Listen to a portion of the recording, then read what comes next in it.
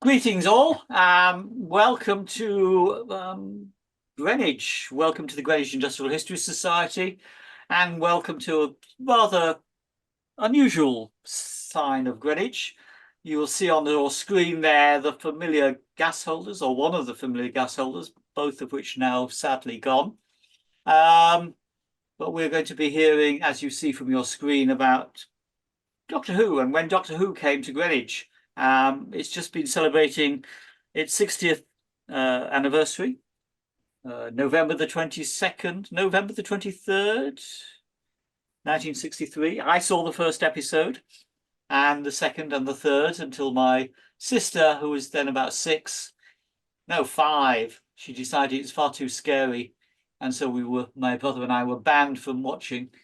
But I have been trying to catch up on the latest series. So I'm going to say welcome to Nigel Fletcher, who's a Doctor Who enthusiast, and he's going to talk about when the Cybermen, as you see, came to Greenwich, and particularly the Greenwich Peninsula, formerly represented on Greenwich Council by Mary Mills, our chair. And we're going to be, and Nigel is also is an academic at King's College London, so he's talking. You see in the second picture down, just under me, there's Nigel in the lecture theatre, which is slightly more than and he's got a tie on. I think he's the first male presenter wearing a tie that I can remember. Okay, Nigel, I will hand over to you and welcome. Oh, before I say, watch out on the Facebook group for details of the next talk, which will be in early January, and we're going to quickly work out what the date is, and we'll do that just before questions. Put your questions in the chat at the bottom. If you move your mouse to the bottom of the screen, there's a chat function. You can type your questions in there. I can then read them out, or Nigel can read them out later on.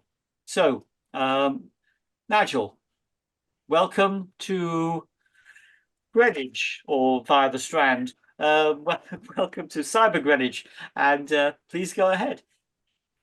Thank you very much, Alan, and good evening, everyone. I have to say that it's not a usual occurrence for me to be wearing a tie. As I was explaining a bit earlier, we've just had a conference here today, which is why I'm not at home. I thought the connection would be better if I stayed here rather than running back to New Elton. Yes, we were under strict instructions to be properly attired for the High Commissioner of Bangladesh, who was one of our speakers. So I'm not sure whether she insisted on ties or not, but we were told to wear them anyway. So I thought I'd go with the novelty and treat you to smartening up. Well, thank you very much indeed for inviting me, and to Mary as well, particularly for putting me in touch with Alan and the rest of your committee. It's a real delight for me to be giving this talk, as you might imagine, talking about how, as it says on the screen there, for a few days back in 1988, the Cybermen invaded East Greenwich. But first of all, perhaps a quick introduction to me. Who am I? There's going to be plenty more of those puns, don't worry. Just to give some of my credentials, I'm Dr. Nigel Fletcher. I'm a political historian here at King's College London, I can say, seeing as I am in the building. But I am also a Greenwich resident. I've lived in the borough for over 20 years now. And of course, a lifelong Doctor Who fan. I've included a few photographs there just to underline the point. Those on the left-hand side, there's a mugshot there from my days as a councillor when I was on Greenwich Council before the electorate gave me a rather permanent sabbatical. And the bottom one there, looking suitably grim-faced in front of Jumbo, number 2 gas holder for the campaign that we fought on that, which I'll talk about a little bit later, although I know that I'm preaching to the converted in most cases here. My middle mugshot at my desk over the road, and the other ones for those of you who are Doctor Who fans, just to prove that I'm not some Johnny come lately to all of this. You've got one from actually last month, which was a lovely event with Silvester McCoy and Sophie Aldred celebrating Remembrance of the Daleks at one of the locations for that story, which was in the same season as the one I'm going to be talking about this evening. The TARDIS photo there, that's Riverside Studios on the anniversary itself. And for those purists amongst you, I did take a selfie at 16 minutes and 20 seconds past 5 o'clock on the 23rd as well. But just to prove my long-standing credentials, that's me with John Pertwee back when I had far more hair in the mid-90s. With that sort of self-justification out of the way, I'll make a start. And it's an absolute joy for me to be able to combine my many of my passions, really, sort of for history in Greenwich, for Greenwich itself. I have a great affection for. I'm on the Royal Greenwich Heritage Trust, and I've been a great supporter of all of the borough's heritage in its many forms, I have to say, speaking to this audience, because I think what you're doing actually is is redressing what I think sometimes is a bit of an imbalance in heritage in Greenwich. We have some wonderful pieces of sort of world heritage and huge heritage assets, but I think sometimes some other bits of our heritage get rather forgotten, and so I think that's something which does need to be highlighted and not overshadowed by some of the sort of the more popular tourist spots along the river. But also, I'm also very sort of passionate about ensuring that that we protect all of that heritage. But linking that to Doctor Who is a wonderful thing to do, particularly at this time, and it's a particularly apt time, as Alan was saying at the beginning, to be talking about Doctor Who, given that it is the 60th anniversary of the programme, making it by some distance the longest running science fiction programme in the world. And in recent weeks, I don't think you can have helped but be encounter some of the blanket publicity that there has been around the 60th anniversary. 3 special episodes aired, the last one just finishing on Saturday. Forthcoming Christmas special with the new Doctor, Ncuti Gatwa. And just last night, just over the river from where I'm standing now, the premiere of the Christmas episode took place at the BFI, and there was this photo call with Ncuti Gatwa and Molly Gibson switching on the London Eye just by the BFI, and I'm absolutely gutted that I must have been a matter of meters away when I crossed over the river to head home, and didn't know this was happening until I got home. So I'm furious about that. But anyway, that is a sign, I think, of the popularity of the programme. It has a new partnership with Disney Plus.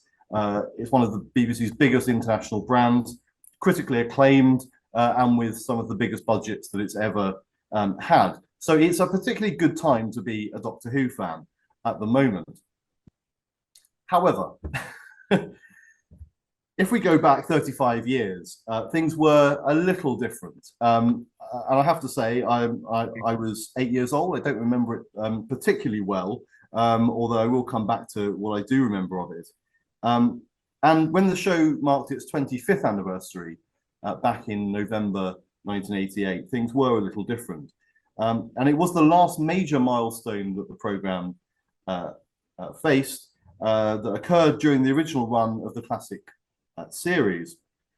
But at this time, it was rather unloved by BBC bosses, quite a contrast to today. Notably, the controller of BBC One, Michael Grade, now Lord Grade, who'd already tried to cancel the programme 2 years earlier. Its budgets were rather limited, and worst of all, it was scheduled midweek in a rather later evening slot than it had on a Saturday night, and was scheduled opposite Coronation Street, which wasn't the best scheduling for a programme that they expected to get any viewers. So nevertheless, the producer, a man called John Nathan Turner, did his best to stir up media interest, and the 1988 series of Doctor Who was planned to include, as an anniversary treat, the return of some iconic enemies. So the Daleks featured in the first story of the season, which began in October of that year. And the following month, the show's Silver Jubilee was going to be marked with the appearance of some appropriately silver creatures, the Cybermen. That was John Nathan Turner's suggestion to the script editor and writer that they be included. And the first episode of that story was then going to be broadcast on what was actually the anniversary itself on the 23rd of November. As you can see, there was quite a bit of media coverage. I've dug these out of the archives. I do love piloting a virtual TARDIS down into the online archives of various newspapers and seeing what was going on. And there were a number of stories there. I think that's the Sun and the Mirror, those two on either side. There was during the recording of Silver Nemesis, this story. There was this photo op with a birthday cake. There was this book, 25 Glorious Years, and there was, most notoriously of all, for the Doctor Who fans on the call, there was the Dapple 25th anniversary playset, and I never got one, and I was very upset about it. So that was the 25th anniversary, and that's the context in which this story takes place. So the story itself, and buckle in, I'm going to try and summarize it for those of you who aren't familiar, just to make some sense of some of the locations that I'll be talking about. A few words about the story. It was written by a man called Kevin Clarke, who'd previously written for television, including for The Bill, I think most recently before he was commissioned. But he was rather surprised when he was asked to be the writer of this story. The script editor, Andrew Cartmel, asked him to write it. And he tells a story which I suspect may have been slightly exaggerated about how he had absolutely no idea what he was going to write until he turned up at the meeting. But essentially, it was originally titled The Harbinger. It centers on the return to Earth of a comet containing a statue made of a living metal called Validium, which has orbited the Earth every 25 years. See what they did there? Since being launched into space. I'm now going to be plunged into darkness, I think. The lights keep fading in here. But it was then crashed to Earth, supposedly in Windsor, which is where the story was set. As well as the Cybermen, the story includes a number of other villains, notably a group of neo-Nazis, and then a murderous 17th century woman called Lady Painfort, who travelled in time with her servant to 1988. There won't be a quiz afterwards, don't worry if you're not following. All of these groups, however, were seeking to acquire the full statue, which would give them unimaginable power, as you might expect from a science fiction story. So that's the basic conceit of it. A comet comes down to Earth and there's a statue that needs to be reunited with other bits that have been taken off it. It's set, as I say, in the story, in and around Windsor. It's not actually one that's set in Greenwich. I'm going to switch the lights on, otherwise I won't be able to see my script.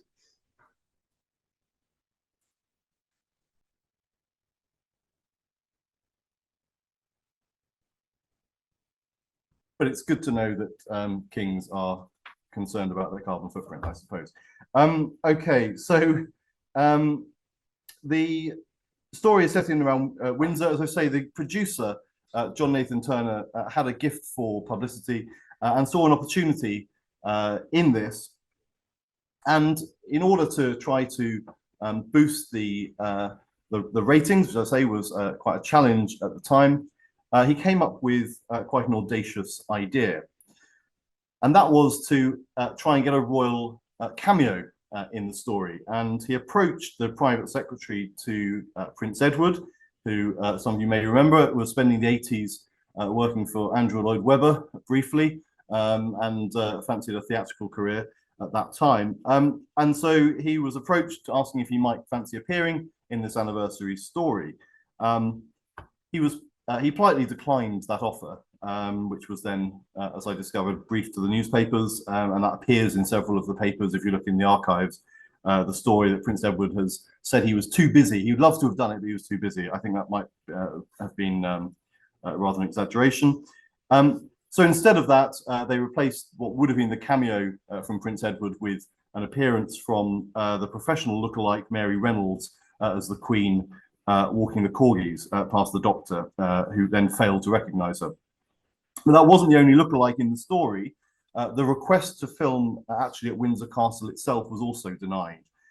So instead of filming at Windsor Castle, they filmed actually at Arundel Castle, which has a round tower, looks superficially similar, and they filmed the exterior shots of Windsor Castle there. Now, usually at this time, production on Doctor Who would have involved a mixture of both location and studio recording. But for this story, all of the scenes were to be filmed on location. So as well as Windsor Castle, the script called for scenes to be set in Lady Painfort's house and in the countryside around the town. And most of those scenes were filmed in and around Arundel.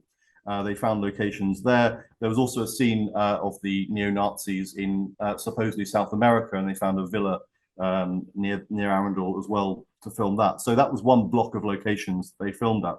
But there was another crucial location that they needed to find for the story. And this was what was in story terms supposed to be a building site in Windsor.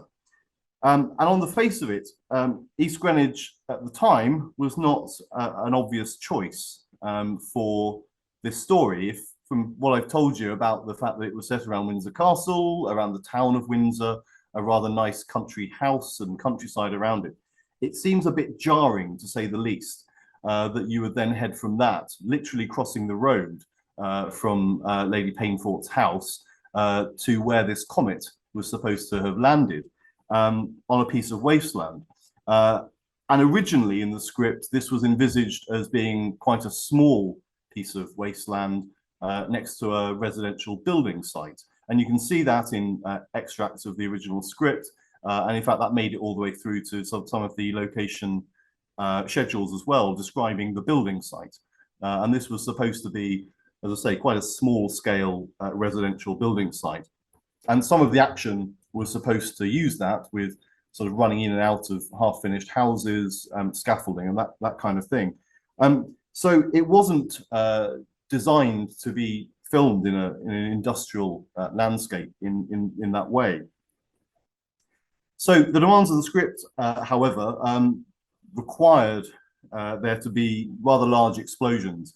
You had, as you'll see when we get to the parts on the filming of the story, there's quite a few large explosions. The comet lands, there's a big explosion at that point, there's a big gun battle that takes place and so on. And so the director, Chris Clough, realized that it would be quite challenging to do this in the sort of location that had been envisaged with a small scale housing estate of that sort. So instead he was looking for a more industrial location. As I say, that doesn't quite make a lot of sense, but then, you know, suspension of disbelief, I think, is the phrase. So he was looking for an industrial site, and the original plan was to use a disused power station at North Acton. North Acton in West London, of course, very convenient for the BBC at the time. Doctor Who was based in Television Centre in West London, in White City. And in fact, at North Acton, very familiar to actors and crew on BBC shows, including Doctor Who, was the location of the rehearsal rooms. They had what was known as the Acton Hilton, that's what they called it, was the rehearsal rooms that they used for all sorts of comedies and dramas on the BBC.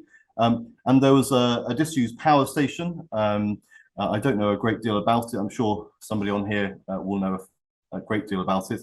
I might want to comment on it later, but there was a disused power station in North Acton on the industrial estate there, which they were about to use. The owners of that suddenly withdrew permission from it, and so the production manager, a man called Gary Downey, hurried around to find another one, and he did find another one, which was a disused power station in Kingston upon Thames. But the owners of that site wanted £30,000 to decontaminate it before the BBC could use it. I think they spotted an opportunity there, I think it's fair to say. That was understandably, given Doctor Who's problems at the time, outside of the budget that they had. And so they had to turn that down. So I'm afraid to say on this audience that not only was it not an obvious location, not only was it not actually supposed to be set in Greenwich, but East Greenwich was actually the third choice for this location in the end. It was an approach that was made to, my notes say British Gas, but I'm fairly sure it would have been the Gas Board at the time. An approach was made to the Gas Board, who I think there was a tip-off that they might have some locations that would be suitable, and they suggested to the crew that they might want to use East Greenwich, and so that's the reason that that was selected. The site, as I'm sure some of you will know, was no stranger to the small and the large screen at the time. It had been used as a location for numerous pop videos. There's, I think the urban legend is David Bowie and the Pet Shop Boys. But again, I've not been able to quite bottom those out. So, so do please feel free to share any information you've got on those. And also reportedly Empire of the Sun, the Steven Spielberg film. Although I know there's about that and another film, there's some controversy over whether it was East Greenwich or Beckton. But certainly there have been a number of television and film productions that have used Greenwich Gasworks over the years. So it wasn't new to television, and so this was the one that was suggested. And so with that settled, the location recce took place on the 6th of June of 1988. And I've managed to get hold of some of this. You can see earlier on some of the scripts as well. And this here, which I may have to read off the screen behind me because it's very small on the screen in front of me. But you can see there the directions to the location that were sent to the crew who were doing the recce. I think if you read those from Blackwall Tunnel Southern approach, go along the A102 towards the Blackwall Tunnel. As you approach Tunnel Avenue on the left, beware, it is easily missed. See the map. Once in Tunnel Avenue, carry straight on through what looks like a junkyard. Bit of a reference to Doctor Who fans there. Through a junkyard, gatehouses on the left.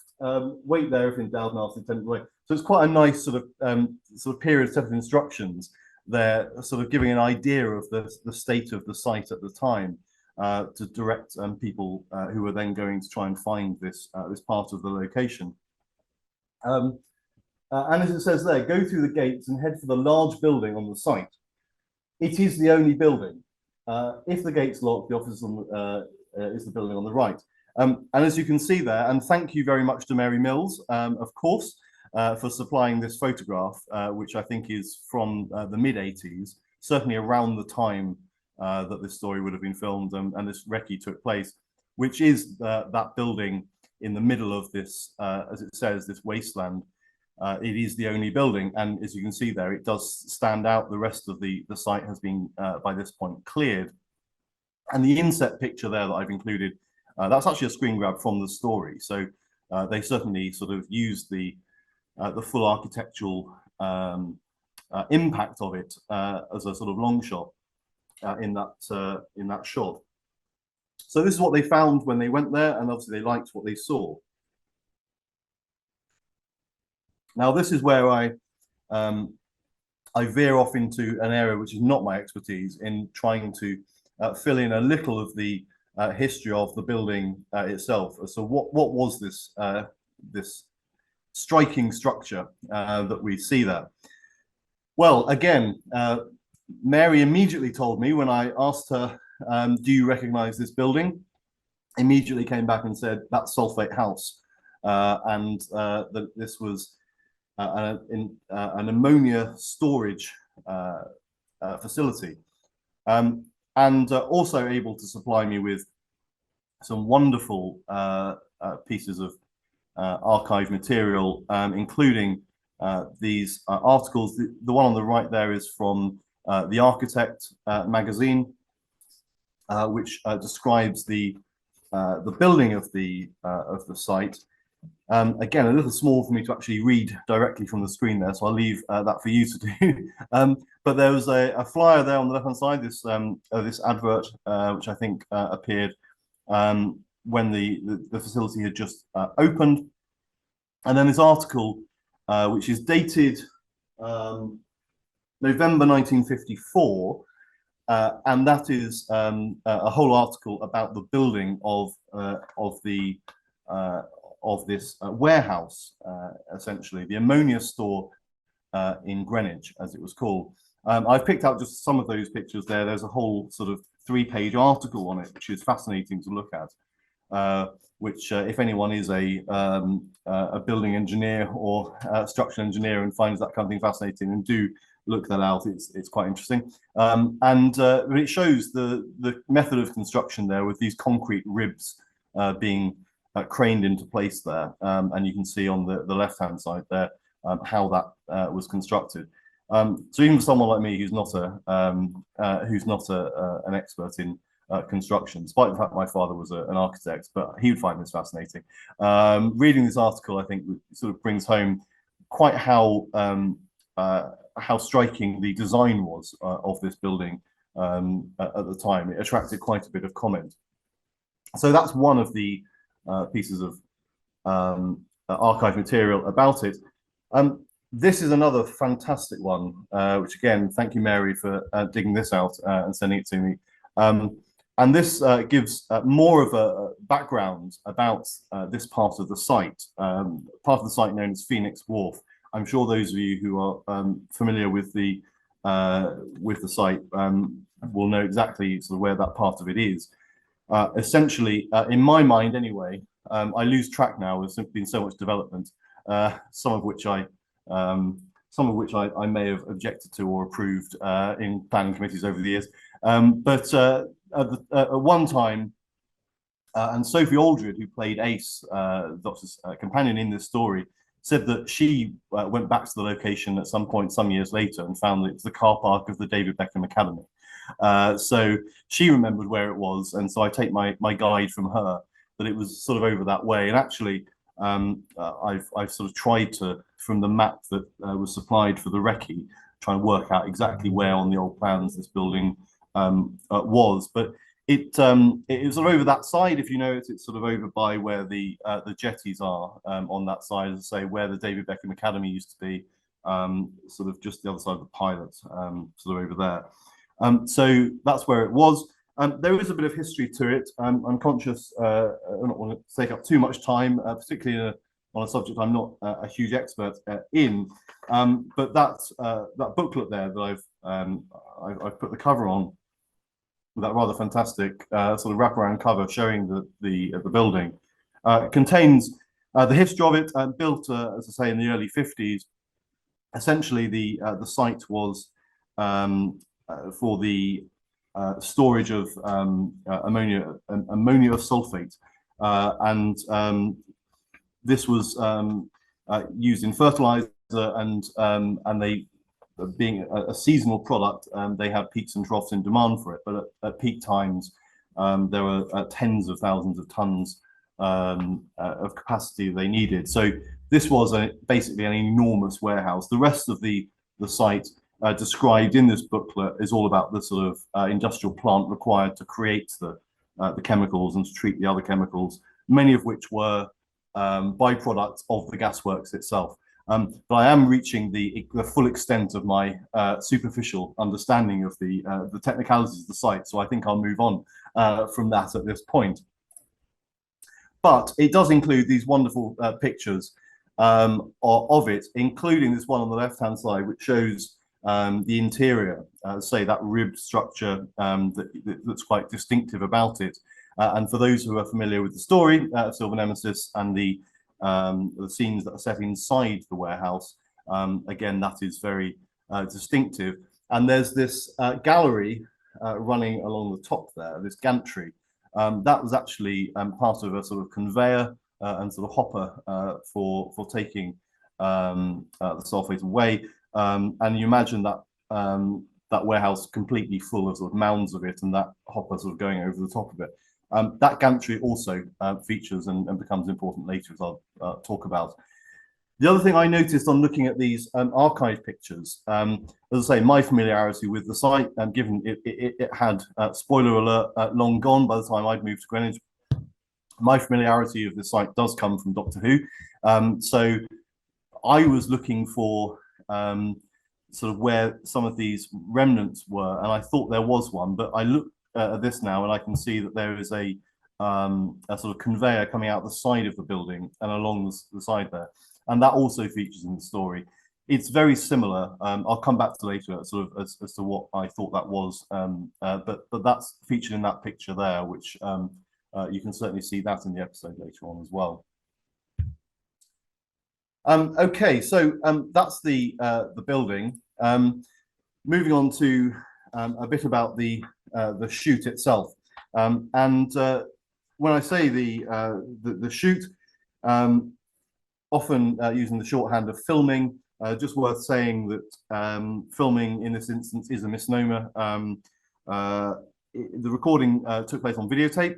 Some of the early Doctor Who's, particularly in the 1970s, they did use film for location work, which is a great joy actually for those of us who now collect Blu-ray collections, because the film can obviously be enhanced and potentially up to sort of HD standard because it's photographic.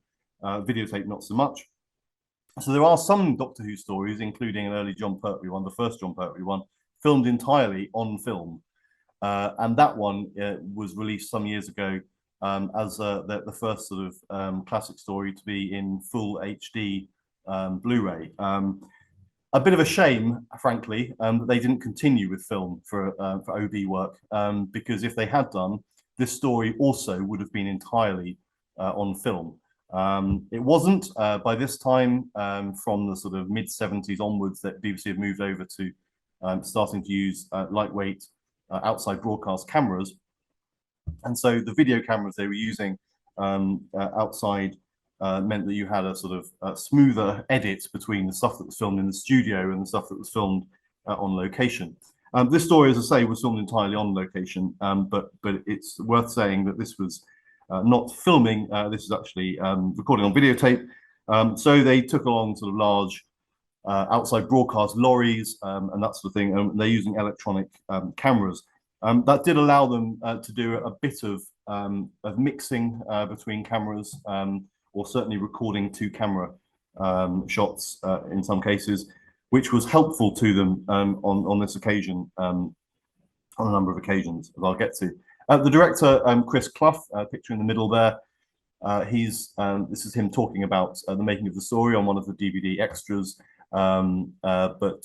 Great director, directed a number of Doctor Who stories of the period, and I've included some more of these sort of original documents. I have to say, I didn't go to the BBC archive to get them.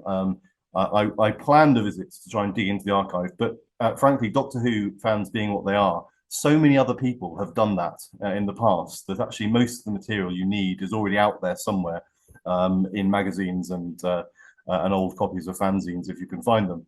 But I did manage to find somebody was actually selling these.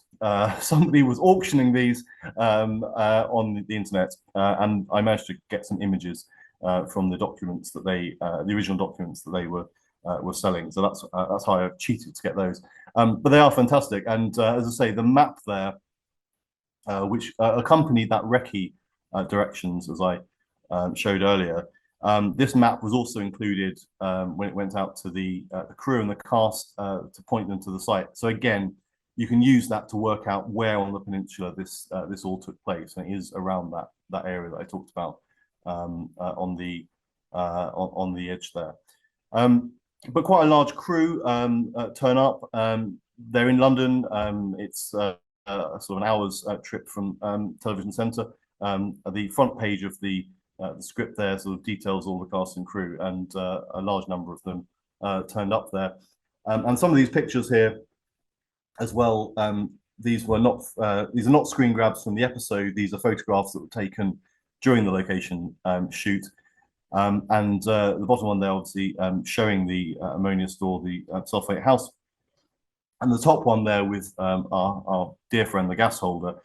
The gas holder doesn't feature a huge amount in the story. There's a few glimpses that you can catch, but certainly in all the photographs of the filming, you can see that quite prominently there. So that's a bit about the sort of background to the shoot. just to take you through day by day, they were there for 3 days. So they were there from Wednesday the 22nd through to Friday the 24th. And they got progressively more stressed as they went along, it has to be said.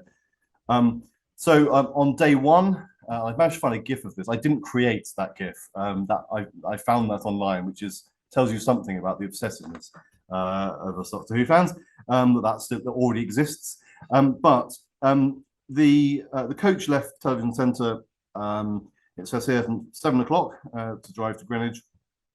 It was a particularly hot day. This is the middle of June 1988, and throughout the 3 days of the shoot, it was very, very hot weather, which caused them a number of problems during the course of the production. One person who wasn't on the coach, though, was Sophie Aldred, who played Ace. Sophie Aldred is a good Greenwich girl.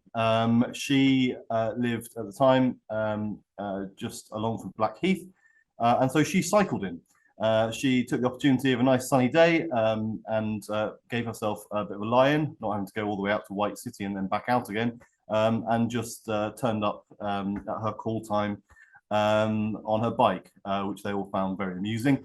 At the time, she hadn't been, she'd been announced as the new Doctor Who companion, but she hadn't made her sort of screen debut as a regular.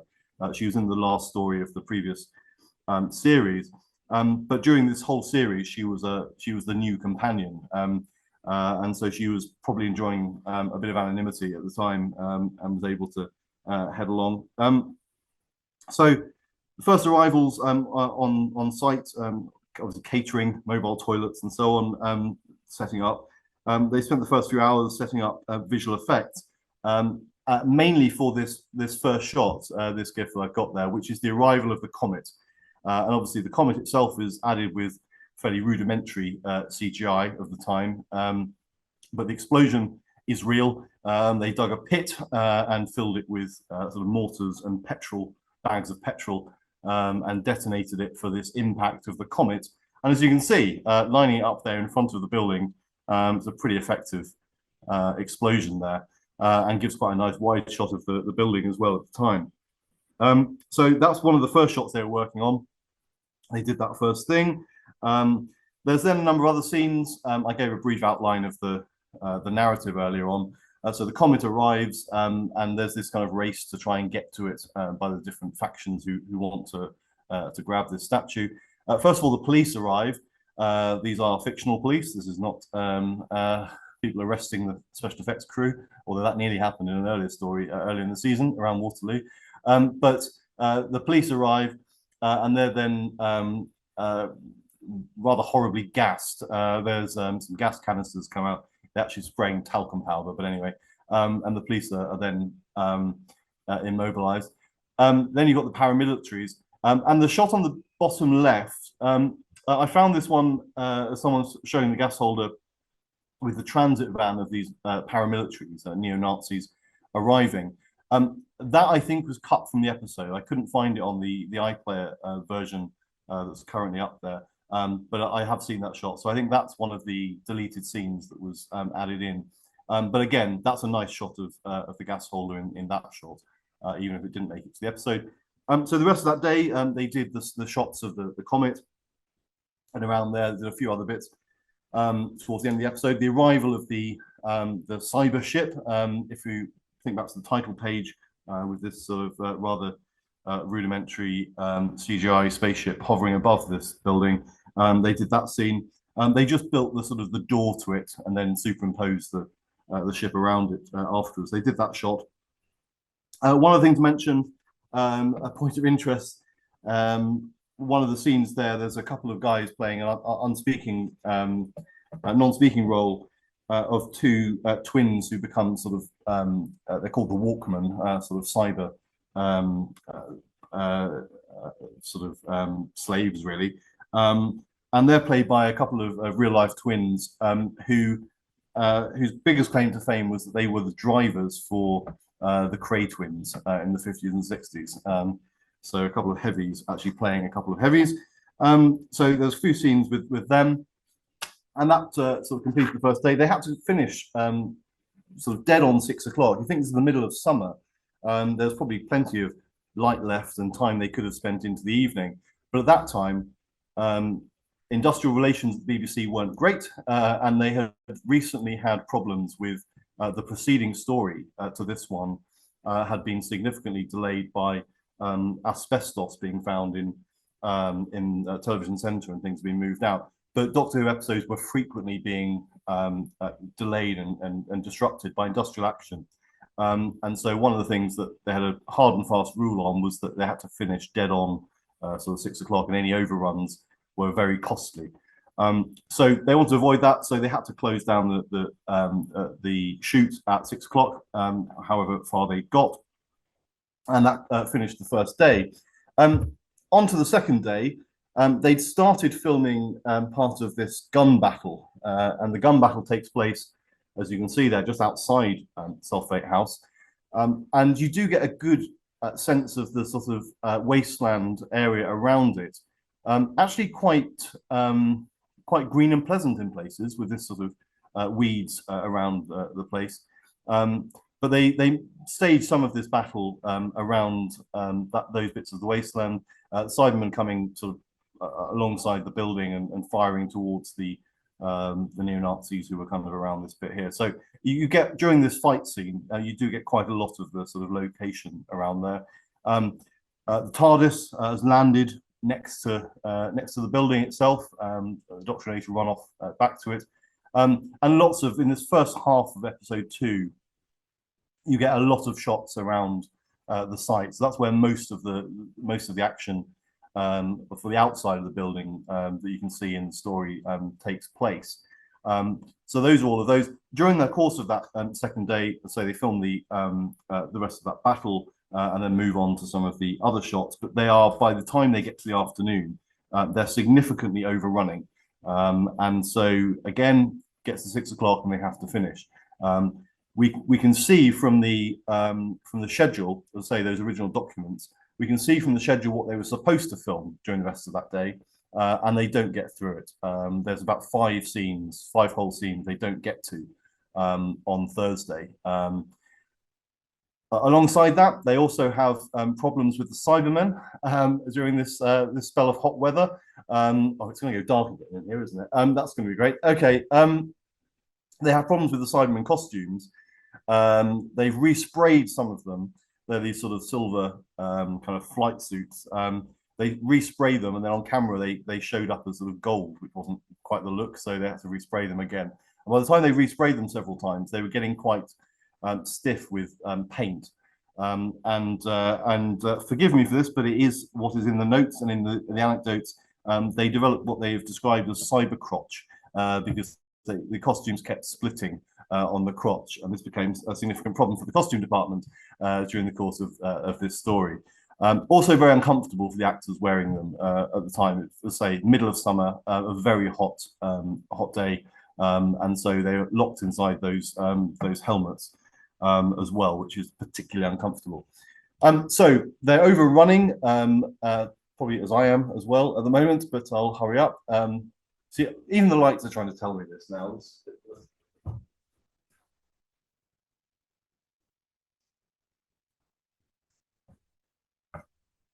Adds a bit of variety for you.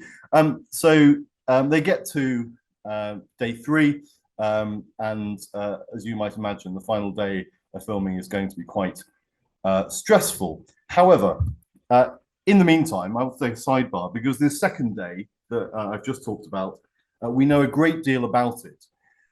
Because there was a documentary crew filming that day. This was a crew from America. It was from a public broadcast network in New Jersey, the New Jersey network. And they had a Doctor Who fan called Eric Luskin working for them. He was a writer and producer, and public broadcast in America, the public broadcasters were about the only people who showed Doctor Who around the world. So those who worked for these public broadcasters were quite good supporters of Doctor Who. And so he wanted to make a documentary about the making of this anniversary story. Actually, he didn't. He wanted to make a documentary about the making of Doctor Who. And originally it was going to be the previous story. They were going to make it about the greatest show in the galaxy, a story that preceded it. As I mentioned, the asbestos scare that sort of disrupted that production put paid to that, and they shifted to say, why don't you cover Silver Nemesis instead? So that's why we have quite a lot of background footage on this. And rather unfortunately, it's not easily available anymore. I was going to wave it around here. I've got a VHS that I bought in 1993, which includes this on it. It is a collector's item. It's got a sort of green silver foil cover. I was very pleased with that as a 13-year-old on the 30th anniversary when they released that. But that included a sort of fairly full edit of this documentary. It was never shown on television in the UK. John Nathan Turner, the producer, wanted it to be. The BBC bosses, as I say, not fans of Doctor Who, didn't really see the point. They said it was too American as well, didn't suit the style. So it wasn't broadcast in the UK. Only available on this VHS, this ropey old bit of VHS. Occasionally people will upload it onto YouTube and it gets taken down again. And it wasn't on the DVD release either, which is really frustrating. But I am told, for the Doctor Who fans on the call, I'm on good authority from those who are involved in the collection, the Blu-ray, that they have finally secured the rights to it, and it will hopefully be on the Blu-ray collection, which I'm very much looking forward to. And that will, I'd hoped it would be out by the time I gave this talk, because it would have provided a lot of very good screenshots of the behind-the-scenes filming. So I've got to rely on my memory a bit. But as you can see, they covered the rehearsal rooms, they covered sort of the filming in Arundel, and they spent the Thursday at the location filming in Greenwich. David Banks, the cyber leader, there you can see on the bottom left, being interviewed. And you can see there the bit of the cyber spaceship that they built, just the little door there in front of the gas holder. And that's why when you see pictures of the Cybermen in all of the publicity shots, you see Jumbo, the gas holder, behind them, because that's the bit that they built the cyber ship entrance to there. And of course, Doctor Who fans being Doctor Who fans, there is also there's the wonderfully titled The Making of Silver Nemesis, which is an article that appeared in 1993 about the making of documentary. Now, I'm not going to show much of the story itself, not least because I know if I started playing the episode, I would just sit here and watch it and force you to watch it as well. And also, if we're putting this up on YouTube, it would probably fall foul of the automatic copyright systems on there. But I'm fairly confident in clicking on this as the a very ropey bit of YouTube. Now, I'm going to have to cancel the slideshow for a second and then change the.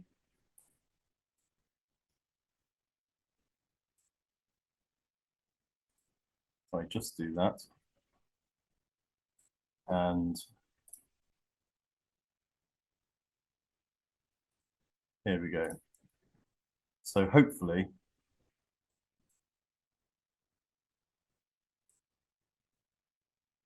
Now, is that sharing full screen now? I've got some nodding. Okay. Yes, it is. Yeah, no problem. Right. So this is. Playing a Doctor Who monster is not as easy as it might appear. Take your average run-of-the-mill Cybermen, for example. First of all, the dressing conditions are rather primitive, and the costume is not for those who might be prone to claustrophobia. While there are casting opportunities from time to time, don't expect to see many vacancies for speaking parts. These three gentlemen have a lock on the job, particularly David Banks, the cyber leader. You are completely cut off. Like the Maximals, like that kind of thing, where you have to rely totally on the radio controlling cyber element. Unlike most actors who are little reactions here, backwards and forwards to each other, as a Cyberman, you have to rely totally on the radio mic inside, so completely one rule. It's very serious. Why don't I think another kind of action?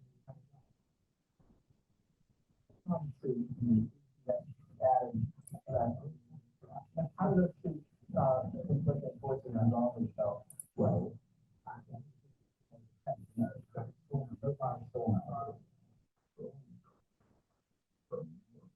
The audio is almost incomprehensible, Nigel. Okay. Well, I'll just leave that there. Yeah.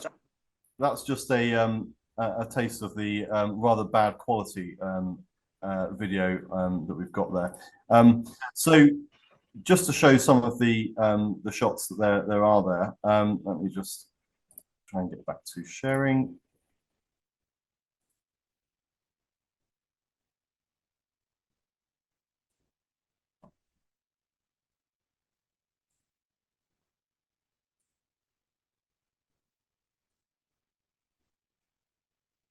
Right, is that sharing again now? You've got the main navigation screen rather than the slideshow. Ah, okay, hold on.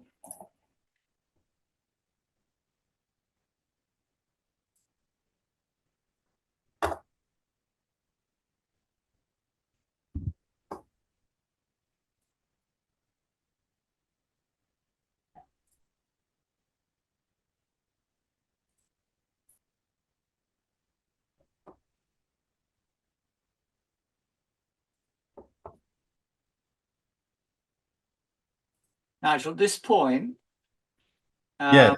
I'm going to hand over control to you. See, I can you're the host from now. Okay. Okay, so I've got to disappear in about 5 minutes. So Right. Again, as I say, a very dangerous thing to do whilst I'm sort of in the middle of talking. well, it seems to have worked. Right. Okay. Hopefully, is that now back sharing? That's fine. Yep. Full screen. Okay. Good. Let me just get rid of.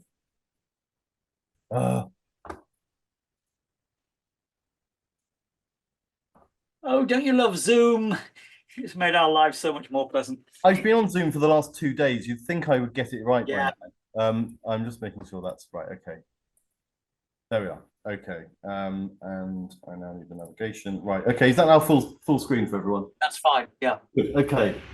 Well, apologies for that interlude. Blame David Banks for the Cybermen. But as I say, there is far more of that documentary about the filming of it, which would be worth looking at. And as I say, I'm hoping that will be released at some point in the future. On to as I talked about day 2. These are the 5 scenes that they didn't get to. So by the time we get to day 3 of the shoot, it is, as Silvester McCoy, the Doctor, described it later on, the day of chaos. He described it as. They were significantly behind, and so much so they asked that film crew, the New Jersey film crew, not to attend on the Friday. They thought it would be too much for the production team to have to manage them as well. And so on the Friday, they had to continue with the shots that they had previously planned to do on the Thursday. Visual effects were in early in the morning, prepping explosive charges all around the interior of the sulfate house for the scenes towards the end of the episode, of episode 3, where Ace is running around either chasing or being chased by Cybermen and killing them with gold coins and a catapult. That shows off in those scenes the interior of the hangar, as they all called it. It shows the interior of it brilliantly. She runs around the sort of one part of the sort of office area or the sort of loading area. The TARDIS, as you can see in the bottom there, has landed in the middle of the interior there. And then you have this wonderful sequence on the gantry. You saw earlier on the photograph of the interior of the gantry that went along the top of the warehouse. And the director, Chris Clough, got into trouble with Sophie Aldred over this. They're in the rehearsal room and he was telling her, oh, there's this little gantry that you just run along. And she said, well, you know, I don't like heights. You know, how tall is it? And he said, oh, it's about the height of this room, be fine. Of course, she gets there and it's absolutely huge. warehouse with this gantry, this rusty gallery at the top that she has to run along. So she wasn't very happy with that, but it does make for some great shots. Particularly, there's one of the bottom shot there is actually of a Cyberman sort of falling to his death from the gantry, and they sort of throw this costume over the top of the thing, and it explodes as it goes down, which is a wonderful shot. So yeah, so on episode 3, as I say, if you want to look at the exterior of the building and areas around there, end of episode 1, start of episode 2. For the interior and all these shots, it's getting towards the climax of episode 3 here. But the top right shot there, that's Silvester McCoy as the Doctor in the sort of the climactic scene at the end of the episode.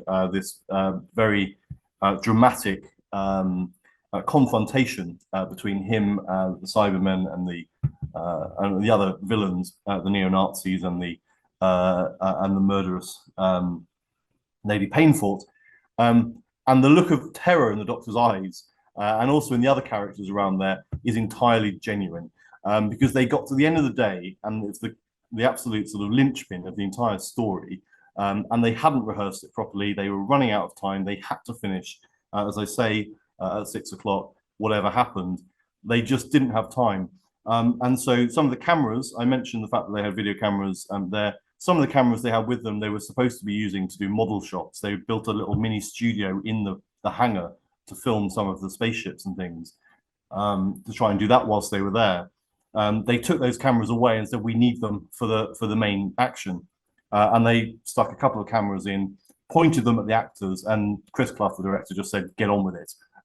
We've got to get it done. So they had to do it just a couple of takes, and you can see them all staring at each other as to find out, whose line is it now. Which in the finished episode, it does make for a particular sort of tense feeling to it, but it was the result of this overrun that they'd had. So that was day 3. As I say, it went down in history of this story as the day of chaos, and it wasn't a particularly happy time for them. And the very last shot of the day that they filmed was, appropriately enough, having started on the location by blowing up the front of the building as the comet landed. They blew up the other side of the building at the end of the shoot, which was the comet taking off again. And so they filmed a sort of, before they put the CGI spaceship comet on there, they just filled some air cannon with cement and sort of blew that out the end of the other end of the building, which is quite an effective shot, actually, if you see it. And so once again, you have this explosion ending the shoot with a bang. So they certainly made a lot of noise whilst they were in East Greenwich. And as I say, for Sophie Aldred herself, as Ace, the new companion, I actually spoke to her about this a couple of months ago when I told her I was doing this, and she said that it was a story that she looks back on with quite a bit of affection, because it was one that was filmed in her neighbourhood. She's a Greenwich girl, cycled down to the location every day, and she quite liked being able to bring family and friends along to the shoot while she was doing it. So, with all of that done, excuse me, it was then broadcast as planned on the 23rd of November 1988. Viewing figures for episode 1, 6.1 million, falling to 5.2 million for episodes 2 and 3. Now, those were seen as very bad viewing figures. Another thing Doctor Who fans love doing is complaining about how badly things are going and how the show's going to get cancelled. Well, this is the time when that was happening quite a lot. By modern standards, actually, those are pretty good viewing figures for a midweek evening show. And as I say, it was up against Coronation Street at this time. So it was a pretty challenging environment. But I said I'd come back to what I do remember about this story. And it's only when I was researching this talk that I found the Radio Times from the week that it went out. And these are some of the articles that were featured that week for Doctor Who's 25th anniversary, including at the end of Radio Times. Some people might remember this. They had a feature called My Kind of Day, and My Kind of Day for that week was Silvester McCoy, and I absolutely remember reading that. plus the fact the front of the Radio Times is advertising the Chronicles of Narnia, the BBC adaptation of that, and I definitely remember watching that as well. So my memory of watching Silver Nemesis, I wondered whether it was just that I was misremembering that I'd watched it on VHS at a later date. I definitely did watch it at the time, which for a Doctor Who fan gladdens my heart that I wasn't misremembering it. And as a 7-year-old, I did actually watch it. So here's the bit where possibly most of the audience and my hosts know far more than I do about some of this. But looking at what remains, the top one I've discovered, I'm wrong about this, I think. But as you will have seen in some of the clips and some of the photos, there is this sort of conveyor, this gantry sort of conveyor bits outside the building running along. And you saw that on the photos from the 50s outside the building as well, and you see them in the location footage.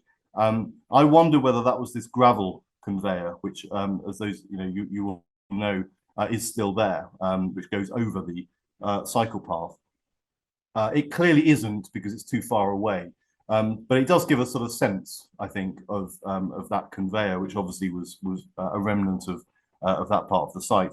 There are some other recognisable bits. Again, I think this was cut from the actual story, but again, you see it on the deleted scenes. Out of the window of the transit van as the mercenaries are driving to the site, you can just about see the outline of the pilot's inn and the row of houses, the cottages.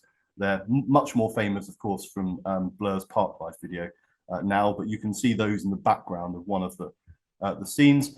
And this building here, which again, somebody will be able to tell me, I've never known what that's called. Someone did tell me once, I'm sure. But the red brick, tall red brick building with the blanked out windows, that you can still see now of course, and that is also visible in the background of many of those external shots, particularly of the police investigating the comet and things like that. So you can see that building in the background of a lot of the shots too.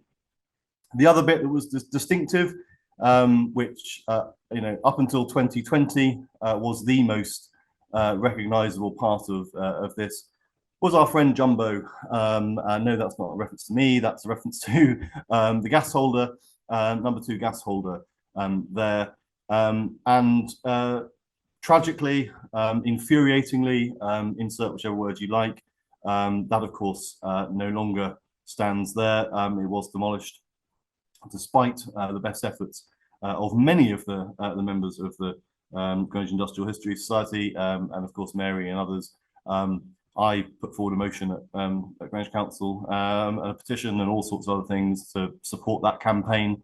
I thought with all of the redevelopment that was going on the peninsula, this location, along with many other parts of the old gasworks, is completely unrecognisable nowadays. I really didn't think it would be too much to preserve at least one iconic sign of the site's original history. But I know I'm preaching to the converted, so I won't go on too much about that. So if you are looking for that gas holder as a Doctor Who fan, unfortunately we only have these little struts of it that have been left as a kind of token for us, and I find that a crying shame, as I'm sure many of you do too. And finally, we're pleased to hear, I'm sure, because I have gone over time, but just a few reflections. Firstly, as I say, this has a particular place in my heart because it is a Doctor Who story that was filmed in Greenwich, and there are not really any others other than one that I will perhaps talk about on another occasion if someone invites me. They did do another anniversary story 5 years later called Dimensions in Time. Something of a pantomime. It was a children in need skit, really, but they filmed that around the recognisable bits of Greenwich, around Cutty Sark and the Queen's House and so on. But that aside, which I also love, by the way, Dimensions in Time, I'm a secret fan of that. Silver Nemesis from the classic series is pretty much the only story that has a local connection to it, even if it wasn't playing Greenwich in that. So for that reason, I find it interesting. For those of you who are interested in the history of Sulphate House itself, as I say, once the hopefully the documentary comes out in a viewable format, you'll find a lot in there of that site. And the episode itself, as I say, shows you the interior. You see Ace running around the disused parts of the packing area and the gantry and things. So lots of footage there for those who are historians of this site. In Doctor Who terms, it's not a story that's hugely loved. Of this season, the 25th season, Remembrance of the Daleks, the one that opened the season, is seen as the real classic. But I do think that Silver Nemesis deserves a bit of reappraisal. It suffers a little bit from the fact that its plot is remarkably similar to that of Remembrance of the Daleks, but that's another story, literally. But the other thing I think about this is that it does lay some of the it continues laying some of the threads that are taken up in the final season of the classic series about the mystery of the Doctor. The last words of the episode are Ace saying to the Doctor, you know, who are you? And that's a theme which is developed. And when you watch the episode, when this question is asked in a way that hasn't been sort of in a serious way up until this point, Doctor who is he? I think it's quite nice to think that that pinnacle of that scene where you've got Lady Painfort sort of threatening the Doctor and saying, I'm going to reveal who you really are, Doctor Who. That scene takes place inside this iconic building during the story set in Greenwich. And I think that's something which certainly puts this site and this story in a position of having some claim to notoriety within Doctor Who as well as in local history. Thank you very much. I can't see anyone until I finish the slideshow, so I hope there are still some people there and you haven't all logged out, but thank you very much.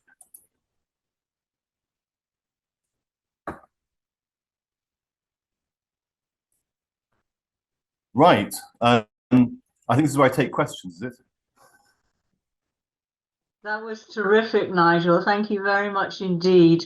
It's Elizabeth Piercy here. Oh, hi, Elizabeth. Yeah, hi. As you know, I'm very keen to show you the location sites of the London Museum of Water and Steam. Oh, yes. Remembrance of the Daleks, which was aired just a few weeks before Silver Nemesis. That's right, yes. And as I say, I went to that fantastic event last month at the what's now the Macbeth Centre in Hammersmith, which was the school that they used for that same story. So I will certainly take you up on those, because that will complete my tour of locations from Remembrance of the Daleks, because one of our sites here at King's, we've got the Waterloo campus just over the river. And last year when I was teaching there, I made a point of going and having a look for all of the streets they use in that as well. So I've certainly been around there. Okay. Thank you very much. I really enjoyed that.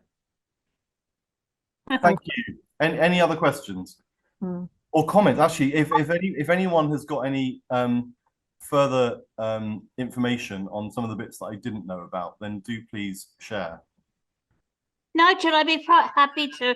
I can see bits of Power Station occasionally.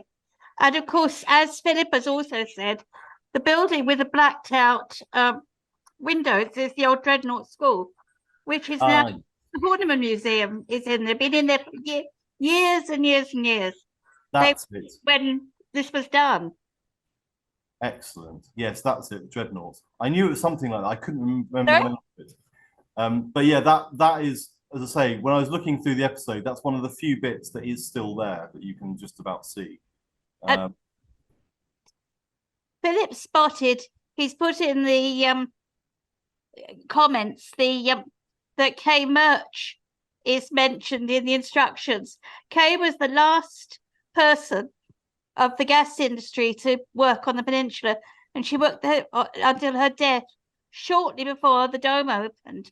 And she negotiated all the press and people who were looking at the dome site. And she listed down in one of those. Started off as a typist in the gasworks, ended up as the last person there. Oh wow! Oh, that's great. Yes. So on that, it's on the contact sheet. Yeah. Okay. Oh, great. That's brilliant. I'm looking through some of the other comments now. Yes, Dana Fox, the book on the Cybermen by David Banks. I also include a picture from that. Hi, yes, they've got a whole page of photos of him sort of getting into costume on this site, which and he was writing the book when they were making it. So on the documentary, they asked him about it, and that clip I just showed, that excerpt they had there was him talking about the book and the history of the Cybermen. So yes, that's well worth having. And look through. If anyone can actually pinpoint exactly where this is, I'd be interested to know. Yes, I can do that. So I might do this as a kind of virtual thing because I've got I know, Mary, I sent this to you, and you thought I got the wrong building, which I probably have, I'm sure. But I've got an aerial picture with it in. this is if I share this briefly. Now, bear in mind, as I say, this I'm told is wrong, but this map here. Now, this is where I thought it was. It's sort of in the right sort of area because it's Phoenix Wharf. And you've got the gas holders over there. And so that's what I circled as looking like, to me, looking like the shape of the building. Does anyone know if that is right? What date's that map? That I think is the 50s or 60s, I think. Yes, this would be a bit, that would be, because there was a previous building. Basically, if you came out of the pilot and walked forward, there was a gate into the site, and you just walked forward of that. It wasn't very far. Right. And it's right up against the power station. It's nearer the power station than anything. But the problem with it now is everything is so different. I mean, it's almost impossible to work out where anything is. Yes. I mean, even things like East Lodge, I mean, the most simple buildings, the power station, the jetty is there, which locates it, but Exactly. you can't work out its footprint. Yes. The only way I think you could probably work it out is by, well, first identifying which on the map it is. But as you say, you've got the reference points of the two jetties. So if you've got the two jetties and we know where the gas holder was, so you can sort of triangulate it. And that's what I was trying to work out from that. But there'll be bits of flats on it. There'll be a corner of one block and a... Oh, definitely, yeah. You know, it's not straightforward. No. And as you well know, Mary, the amount of overdevelopment on parts of that site is quite something. So looking through, there's lots of really helpful and interesting comments. I'm having a look through the. Yes, that is a very important point that David Ramsden makes, that Ace is established in this story. Actually, Ace is a Charlton fan. There's a scene at the start of the story in a pub garden where the newspaper on the front page is Comet returns to Earth, and she picks the paper up and says, "Oh, Charlton have picked up 3 points," and she's wearing a Charlton badge on her jacket as well. And that was Sophie Aldred's decision. She decided that Ace, despite the fact that she came from West London in the story in Doctor Who. I'm just going to go with this light going off now. But despite the fact that her character comes from West London, she, being a South East Londoner, she made Ace a Charlton fan. So yeah, that is absolutely true. And as I say, it's referenced on screen in this episode, which I think is the only time it is. Somebody says they saw the recording of Dimensions in Time. Paul, did you get any pictures? Is he here? There we are. The children who need special. Yeah, they put barrels and a fence around it. The reason they had to do that was because it was a 3D episode. It was one of the sort of, if you remember in '93, they had a big thing about 3D sort of technology, and they you had to buy glasses, and that's what they did for Children in Need that year. You had to buy 3D glasses as a with a donation. And the Doctor Who skit was a 3D episode, and part of the effect, the camera had to constantly be moving past something, and so they kept having to put all these bits in front of the Kazusar for the camera to track past, which makes it look a little bit odd. Coils of rope and barrels and things around it. Excellent. I'm very jealous. As I say, I was going to include a few slides on Dimensions in Time, but it's not strictly relevant. But it's much more recognizable in terms of the locations. And again, there's some wonderful moments in there where you've got, it's the only time that Colin Baker, the Sixth Doctor, acts on screen with the Brigadier, which completes the set, which is really satisfying. And he does that in the Old Naval College. There's a scene of the two of them there where a helicopter lands. Oh yeah, Dreadnought, Horniman. Form of the sulfate store is similar to a surviving airship hangar in Normandy. Okay. Well, I'm also given to understand there was a campaign, at least briefly, to have the building preserved and listed. I think I'm right in saying, which was unsuccessful. I mean, yes, I think English Heritage were quite interested, but the Gospel got it down in a day, quick as they could. Wow. Well, I did think actually when I was talking about how many explosions they set off in the building, that it's quite a dangerous thing to do in a building that essentially had contained vast amounts of fertilizer for many years. During the on that site, I think they in the history of it, when I was reading some of that, part of the chemical works there produced vast amounts of explosives during the First and Second World War. So trying to sort of set off explosions in a hangar that had vast amounts of nitrate in it probably wasn't a great idea. Great. There's one more comment. I don't know if anyone is actually now chairing or whether I am now just freewheeling. But excellent. I'm trying to think what other questions I had that need answering. But if anyone does have any, oh yes, the other questions that I still have to sort of settle is what other things were filmed there. There's a rumor that, as I say, there's various reports that a Pet Shop Boys video was filmed there, and Empire of the Sun. But every time I see a reference to that, someone disputes it. So I don't know if anyone knows what the Pet Shop Boys video was or any other thing that was filmed there, then do say. I think, quite honestly, Nigel, there were videos, people in there constantly. Every time you went down there, I mean, it was very busy. But I keep on, there is a Dempsey and Makepeace episode, and I can't remember what it's called, where they're at the baddie is actually on the roof up of the sulfate house. Oh wow! There's a lot of jumping about, and it's on for a long time. But I don't know the name of the episode. Wow! Oh, I should have to. Very, very busy. That's why I'm surprised they took it down, because they must have been making quite a bit out of renting it out. Yes, and I saw somewhere that by this time, or a few years before this, that they'd actually sort of turned it into a bit of a TV or film studio. That actually they were using it sort of. They blocked off some bits at the back of it to use as a studio at some point as well. So yeah, it's a real shame. I imagine because it was sort of cast concrete, it was pretty solid as well. It would probably have lasted quite a while if it hadn't been knocked down. It was a breathtaking space inside it.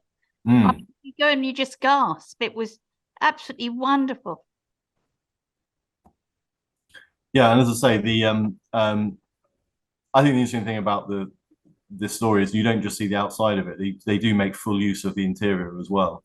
But the bizarre sort of jarring of this supposedly being a stone's throw from Windsor Castle doesn't quite cut it to me. But that's timey-wimey Doctor Who-ness. Okay, well, I don't want to tire anyone's patience, so I don't know if no one is actually going to tell me to shut up, I suppose. Got something I'd like to not to touch shut up, but I've got something I'd like to tell you is how much I really enjoyed this talk. I totally ended up here by accident. Oh, right. So I saw this on Twitter. I don't know anyone here. I saw a link on Twitter, and I thought that is so appealing to like a lot of my interests just intersect. And so I thought I've got to be there. So this was yesterday. So I scribbled it down. I cancelled everything that I had on this evening just to come. And it was really wonderful because I'm a big Doctor Who fan. Like primarily that's what attracted my attention. But I'm really interested in the preservation of urban landscapes as they change, especially so quickly. I don't live in London anymore, partially for something to do with that very reason. I was becoming very jarring, and I wasn't a native Londoner, so it was probably more easy for me to just depart for a while. I'll be back maybe. But you covered something that was really important to me. It's a psychogeography of place and how we remember these locations as they disappear. And then we see something like Doctor Who, where it's been filmed, where it's nostalgic anyway, certainly for me and for a lot of other people. And then to see places that remembering places as if they're people who've passed on. I just think it's really poetic. You covered it beautifully. And you took it from a Doctor Who angle, which was just brilliant. So I really enjoyed that. Thank you. Well, thank you very much indeed, and thank you for finding it. I should also thank Sophie Aldred as well, because she did retweet the tweet I put out on this, which was very lovely of her, which I know is how some people will have found it. And as I met her for I think the first time at the Remembrance of the Daleks event last month. And I don't go to a lot of Doctor Who events, I have to say, although no one believes me when I say that.